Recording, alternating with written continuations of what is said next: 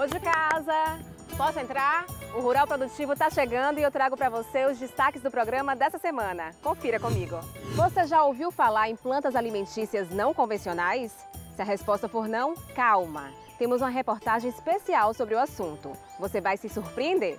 E uma coisa muito interessante que eu achei já de início é esse feijão aqui, ó, o jacatupé. Eu fui pesquisar sobre esse feijão, rapaz. O nome dele é feijão batata. Você planta ele dá uma batata e ele dá o feijão. Olha que interessante. Vamos conhecer um pouco da história de seu Eduardo, um agricultor que parece multiplicar o tamanho da sua terra com tanta variedade de criação. Porque nós partimos do princípio da permacultura. Os sistemas convencionais, a gente tem 2, 3 culturas. Na permacultura, a gente consegue produzir na mesma área até 30 culturas. Recorde! Em 3 meses, a Bahia produziu mais de 14 milhões de dúzias de ovos. O entreposto de ovos ele é de extrema importância, né, para os agricultores e agricultoras daqui da região de Massaroca. Ele facilitou, né, aos agricultores organizar a sua produção para comercialização. E você vai aprender como extrair da mandioca a massapuba ou carimã, que anda meio esquecida e pode ser a base para muita receita gostosa. Essa sugestão aqui é uma forma da gente fazer em casa, né? Da gente poder preparar nossa puba em casa. Você pode fazer descascado, como também pode fazer com a casca. E aí você coloca aqui, deixa aqui, e 4 ou 5 dias você já tem esse aipim fermentado. O seu Rural Produtivo já está no ar. Vem comigo!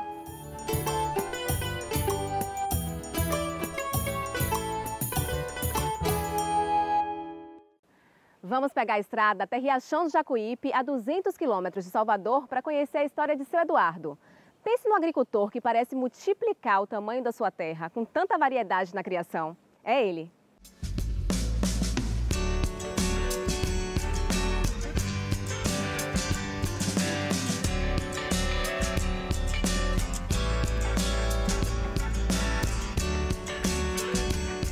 Nós temos 40% que é reserva legal e o outro 60% é que é área produtiva. A gente vai ao supermercado buscar 15% daquilo que a gente não produz e 85% de tudo aquilo que a gente consome é produzido dentro da propriedade. Seu Eduardo desenvolveu técnicas simples, eficientes e de baixo custo em seu pedaço de terra de 24 hectares. Aqui ele consegue gerar renda para sua família e manter o princípio de baixo impacto ambiental. Como nós trabalhamos com a permacultura, com a agrofloresta e também com os animais domésticos, os caprinos e os bovinos, nós conseguimos ter uma alta rentabilidade.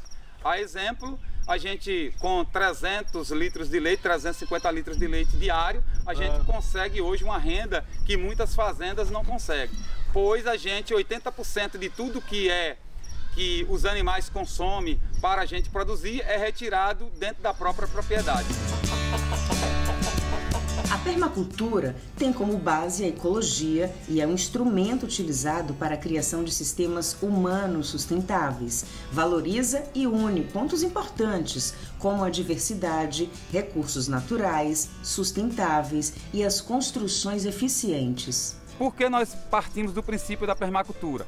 Os sistemas convencionais, a gente tem 2, 3 culturas. Na permacultura, a gente consegue produzir na mesma área até 30 culturas e durante todo o ano. Ele se torna um sistema rotativo e aí a gente consegue manter a família alimentada durante todo o ano. Com tudo que é retirado da sua terra, Eduardo e sua família se cuidam através de conhecimentos tradicionais e ancestrais, buscando o equilíbrio mental, físico e espiritual.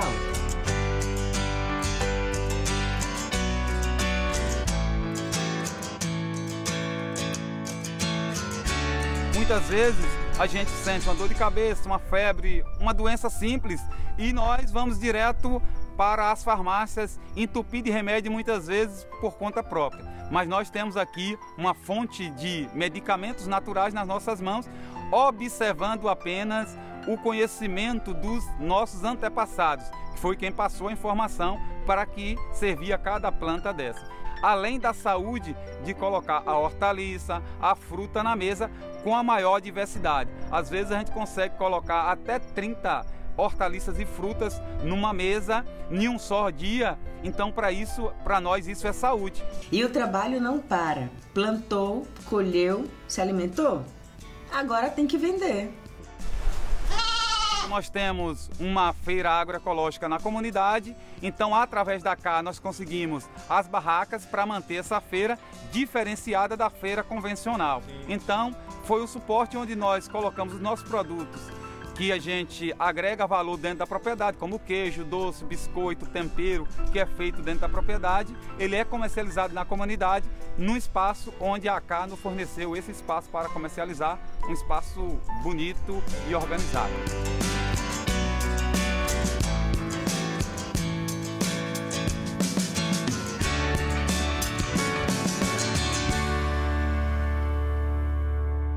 Mesmo em meio à pandemia da Covid-19, a Bahia bateu recorde na produção de ovos no segundo trimestre desse ano. Confira. De acordo com o IBGE, o recorde foi entre os meses de abril e junho. A pesquisa revelou ainda que este é o melhor resultado em mais de 30 anos. Nesses 3 meses, os dados apontam que o estado produziu mais de 14 milhões de dúzias de ovos, quebrando até mesmo o recorde alcançado no primeiro trimestre. As galinhas poedeiras das granjas baianas produziram 34% a mais se comparado ao período anterior. O estado representa apenas 1,4% da produção nacional. A produção do Brasil é liderada pelo Espírito Santo, São Paulo e Minas Gerais. Nós pedimos para vocês marcarem a gente com a hashtag Rural Produtivo nas fotos das feiras, lavouras aí da sua cidade. Olha como os agricultores estão fazendo bonito. Nossa telespectadora Thay Rodrigues marcou o Rural Produtivo em várias fotos. E ela é retada, viu? Dirige trator, planta, colhe. Veja que linda a produção na fazenda dela. Hortaliças, frutas, verduras, grãos. Obrigada e parabéns, Thay! O grupo de consumo do Recôncavo, formado por agricultores familiares e produtores locais em Cruz das Almas, fez questão de mostrar para a gente a produção deles e, claro, aproveitam para dizer que fazem entregas delivery. Valeu, pessoal! No próximo bloco, a dúvida é sobre a plantação de mamão. Queria saber o que eu poderia usar para evitar esse tipo de doença que deu nesses mamão. Ainda hoje você vai conhecer as punk. Muita gente nem sabe o que é. Antes, tem dicas de cursos para vocês, agricultores. Você já está começando os plantios de verão? Então não perca tempo. Baixe agora o aplicativo Calendagro e saiba o melhor dia de plantio de acordo com a lua e os astros. Ao usar o Calendagro, você diminui o ataque de insetos e doenças, além de aumentar a produtividade da sua lavoura. Na próxima quinta-feira, 1º de outubro, será realizado mais um Diálogos de AT. Serão discutidos as sementes crioulas, o cadastro de experiências e as guardiãs da agrobiodiversidade. Você pode conferir tudinho pelo canal da SDR no YouTube a partir das 4 da tarde. De 8 a 12 de outubro será lançado virtualmente o evento internacional Terra Madre, Solene de Augusto 2020. O Terra Madre é um encontro das comunidades do alimento e faz parte do Congresso Internacional Slow Food, que acontece em novembro.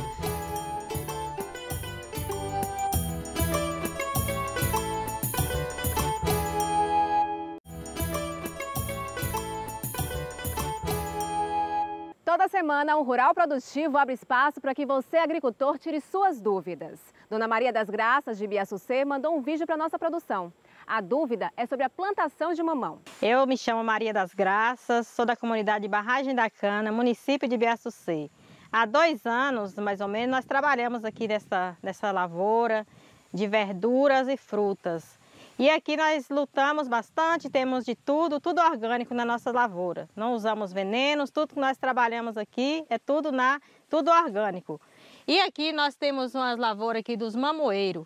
E apresentou aqui nos nossos mamões esse tipo de problema, essas manchinhas pretas. Então eu queria saber o que eu poderia usar para evitar esse tipo de doença que deu nesses mamão. Obrigada pela pergunta, Dona Maria. Nosso especialista em mamão vai explicar direitinho o que a senhora deve fazer aí na sua plantação. Veja aí. Então, dona Maria das Graças, os sintomas mostram a doença ser muito parecida com a meleira, uma doença chamada meleira. E para certificar isso, a senhora com um objeto pontiagudo faz uma perfuração no fruto. Se escorrer um líquido aguado, branco, é porque ela está com meleira. É justamente esse líquido que cai nos frutos, forma essas manchas escuras e faz fica melado, faz aquele aspecto de melado que daí o nome da doença meleira. Então essas plantas devem ser retiradas da área, né, para evitar aumento da doença, contaminar outras plantas, e também os frutos perdem a qualidade, né, não servem para o consumo. E a maneira correta de fazer essa retirada de plantas é cortar rente ao solo, cobre o toco com terra para evitar que nasçam outras plantas e retirar a planta para bem longe da área. Existem algumas maneiras que nós devemos proceder para amenizar o problema, para diminuir o problema. Prevenção.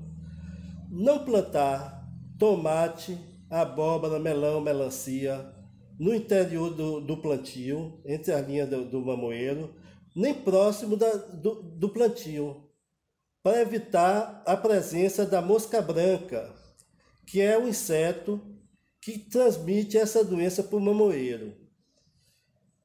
Outra medida é utilizar sementes vindas de áreas que não tinha doença e proteger viveiros e sementeiras desses insetos, justamente para evitar principalmente a mosca branca.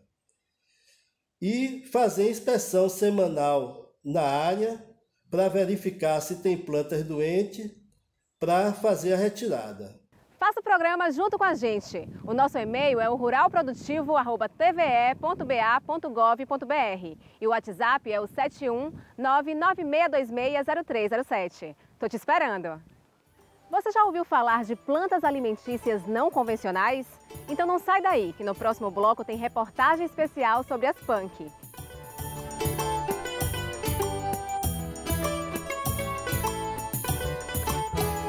As plantas alimentícias não convencionais, elas entraram com força aí no cenário das nossas atividades de assistência técnica e extensão rural. Nós implementamos aí, criamos um banco de punks no território. E você vai aprender a fazer puba, também conhecida como carimã. O que pode variar é a temperatura ambiente. Então, se você for um dia mais quente, com 72 horas, normalmente você já tem uma boa puba.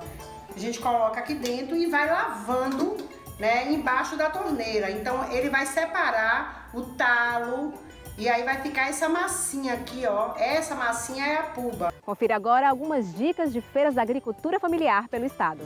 11ª Feira Baiana da Agricultura Familiar e Economia Solidária. Edital aberto, minha gente. Inscrições de organizações produtivas da agricultura familiar e economia solidária. O abraço ficou para o ano que vem, mas nosso encontro em 2020 está garantido e totalmente virtual. Corre lá, inscrições até o próximo dia 13 de outubro. Acesse www.car.ba.gov.br ou www.sdr.ba.gov.br. Se tiver dúvidas, mande um WhatsApp para o 71996506409 ou um e-mail febafes2020@sdr.ba.gov.br. E para fechar, Feira da Agricultura Familiar no Circo Picolino.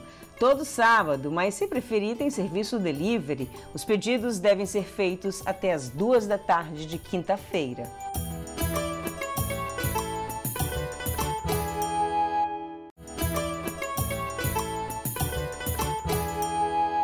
Vocês sabem o que são as punk?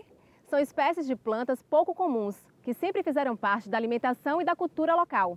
Elas são facilmente encontradas em terrenos baldios, nos quintais e nas roças, e possuem muitos benefícios para a saúde. Minha gente, vamos consumir punk!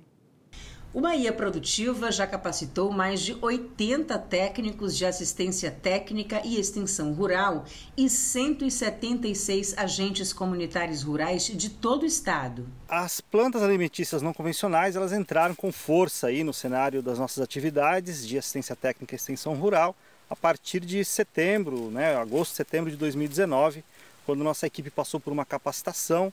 Nós implementamos aí, criamos um banco de punks no território. Para isso, nós buscamos o apoio da Escola Família Agrícola de Correntina, que nos acolheu a proposta, cedeu espaço. E ao término dessa capacitação, os jovens agentes comunitários levaram para suas comunidades mais de 20 espécies de punks a serem replicadas dentro das comunidades. E a escola também incorporou o tema, a temática das punks, na ementa de uma disciplina, Então isso passou a fazer parte do contexto ali de formação dos técnicos daquela escola. E uma coisa muito interessante que eu achei já de início é esse feijão aqui, ó, jacatupé. Eu fui pesquisar sobre esse feijão, rapaz. O nome dele é feijão batata. Você planta ele dá uma batata e dá o feijão. Olha que interessante. Então a gente tem aqui feijão de asa, vinagre roxo, várias plantas que a gente vai difundir aqui na nossa horta comunitária. E a gente vai dar sequência aqui nessa unidade de multiplicação de sementes. No caso, punk, plantas alimentícias não convencionais. As punk passaram a ser uma alternativa de garantia para a segurança alimentar e nutricional de centenas de famílias de comunidades rurais da Bahia. O jeito da gente ter as coisas no nosso próprio quintal e jogar fora e dizer que não serve. Eu achei muito interessante a farinha do abacate para ser transformada em pão. A gente tem o abacate, a polpa, mais nada, a gente jogava tudo fora. E o meu conhecimento aqui é que nada disso se perde, tudo é aproveitado. E muitas vezes lá na minha comunidade, as pessoas passam necessidade por não ter a farinha. E nós comíamos muito óleo, muito colorau, muita manteiga. Não, hoje nós tirou isso aí. Eu como uma jaca, como uma banana, chupo uma cana, traço uma cana certinha no dente e vivo mais feliz. Os agricultores, eles costumam utilizar muito aqui o mangará quando eles têm acidente na roça. Às vezes um corte, um ferimento, e eles cortam e aí sai um leite e aí eles colocam naquele lugar do ferimento e estanca imediatamente. Mas ele tem um potencial culinário também bacana. Você pode cortar, cozinhar bastante e depois utilizar como recheio. É um recheio facílimo de fazer e muito saboroso e com um valor nutricional agregado incrível. Fonte de proteína, de ferro, riquíssimo em ferro, em sais minerais, e podemos fazer também xaropes para anemia, xarope para tosse. No costume popular, isso o que chama mangará, o coração de banana, é muito utilizado, ainda é muito utilizado, é uma punk que é muito utilizada. A gente tem referência assim, de contato com os agricultores, de falar assim, nossa, mais de 30 anos, 40, que eu não via mangarito e vocês têm a oportunidade de trazer isso de volta aqui para a comunidade. E o mangarito é assim, nativo do Brasil, delicioso, ele é praticamente espontâneo, é só fazer manejo dessa planta, que nós arrancamos um pouco antes para mostrar a folha, que por acaso também é comestível. E aqui então, além do mangarito, como feculento, você tem? Essa é a antiga, famosa, tradicional araruta. Sou apaixonada. Um espetáculo também das preparações com araruta, o mingau de araruta, os biscoitos, E aqui tem várias pesquisas científicas mostrando o uso da araruta na síndrome do intestino irritável, que é uma coisa tão difícil da gente trabalhar com os pacientes. Muito frequente, E frequente por causa de estresse, uma alimentação, aqui, o remédio para uma doença seríssima. Nossa relação com estas plantas está associada às suas influências multiétnicas, com destaque para a influência africana nos pratos tradicionais. E o melhor de tudo, se plantar, vai dar. Mas muitos dizem que não tem tempo, é muito trabalho, mas eu falo, lá a gente faz, só você dar devido meia horinha pela manhã, meia horinha pela tarde, você consegue manter uma horta com 3, 4 leirazinhas ali você consegue manter. Que aquilo, que, por exemplo, a berduega que está ali, que ele usa para dar o animal, pode ser usada para a alimentação dele, que é muito melhor do que o que ele compra na feira, do que o médico passa. Há um tempo atrás, nossos pais e avós fizeram uso, né, de algumas dessas plantas, mas com o passar do tempo, com exceção desses produtos industrializados, as pessoas passaram a consumir mais esses produtos, deixando de lado essas plantas, principalmente as hortaliças punk. Hoje, no nosso território Velho Chico, a gente tem a língua de vaca, o cariru, a beldroega, a própria palma. É um alimento extremamente fibroso. Toda vez que você tem um alimento com fibras, esse alimento ajuda a modular, né, a fazer a absorção adequada tanto do açúcar como da gordura. E daí, pela essa quantidade de fibras, é que vem os trabalhos científicos, mostrando que a palma é fantástica para reduzir a glicemia nos diabéticos e reduzir os níveis de colesterol nas pessoas que têm esses níveis aumentados. Mas lembrando que ela ainda nos dá frutos comestíveis, deliciosos, né? E riquíssimo e mais ainda nutrientes. Então aqui está um alimento que é da caatinga, um alimento que não precisa de água e é um alimento, os alimentos da caatinga é a solução para o mundo. Na receita de hoje, a nutricionista Vera Núbia Mascarenhas vai te ensinar como extrair da mandioca a massapuba, também conhecida como carimã. Ela anda meio esquecida, mas é a base de muita receita gostosa. O processo de produção é uma herança indígena. Se ligue! Olá, eu sou Vera Núbia Mascarenhas, eu sou nutricionista. Nós vamos aprender como é que se faz puba ou carimã. A gente precisa, para fazer puba ou carimã, de aipim ou mandioca. Essa sugestão aqui é uma forma da gente fazer em casa, né? Da gente poder preparar nossa puba em casa, em apartamento, mesmo em espaços pequenos a gente pode fazer. O que a gente vai precisar? Do aipim ou da mandioca. Hoje aqui nós vamos aprender a fazer com aipim, que é um dos meus preferidos e é o que é mais fácil da gente encontrar, que é o aipim. Então você vai precisar de um recipiente, pode ser uma vasilhinha de barro ou uma panela de inox. Aí você vê um recipiente que seja mais prático. É necessário, você pode fazer descascado, como também pode fazer com a casca. Eu faço descascado, eu prefiro, eu acho que facilita, né, na hora de lavar, na hora de fermentar. E aí a gente precisa cobrir totalmente com água, ele tem que ficar totalmente coberto, né? O aipim precisa estar totalmente imerso. E aí você coloca aqui, deixa aqui, e 4 ou 5 dias você já tem esse aipim fermentado. Uma outra forma também é fazer com a casca, né? Você vai lavar, colocar dentro da panela e deixar o aipim aqui dentro. Cobriu, também ele vai ficar de 4 a 5 dias. O tempo é o mesmo, né? O que pode variar é a temperatura ambiente. Então, se você for um dia mais quente, com 72 horas, normalmente você já tem uma boa puba. Quando o tempo está mais frio, às vezes a gente precisa até de 6, 7, 8 dias, às vezes até mais. E aí, após esses 4, 5 dias, ela vai estar assim desmanchando, né? A gente vai entender que já fermentou. Aí a gente prega um pano, pode ser um saco, coloca a puba, a gente coloca aqui dentro e vai lavando, né, embaixo da torneira. Então ele vai separar o talo.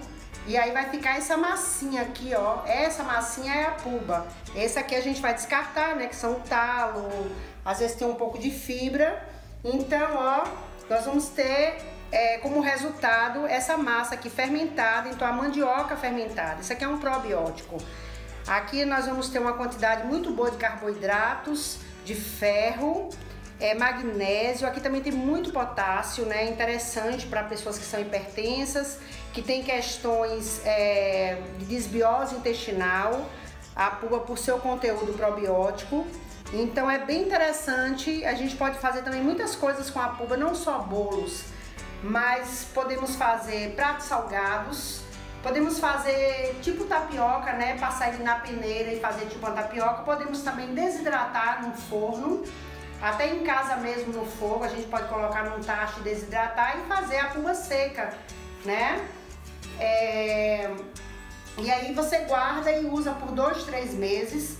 Podemos também utilizar a puba para fazer mingau, associar ela com araruta para corrigir desbiose intestinal e utilizar também misturado com legumes para fazer tipo grolados. Então a puba ela tem muita utilidade na cozinha, além de que é muito saborosa e nos remete à nossa memória, né, ancestral. E eu acho que vale muito a pena fazer puba. Faz aí na sua casa. O Rural Produtivo fica por aqui. Se quiser rever nosso programa, acesse nossas redes sociais, o Facebook ou o YouTube. E na semana que vem a gente já tem um encontro marcado. Não esquece, tá?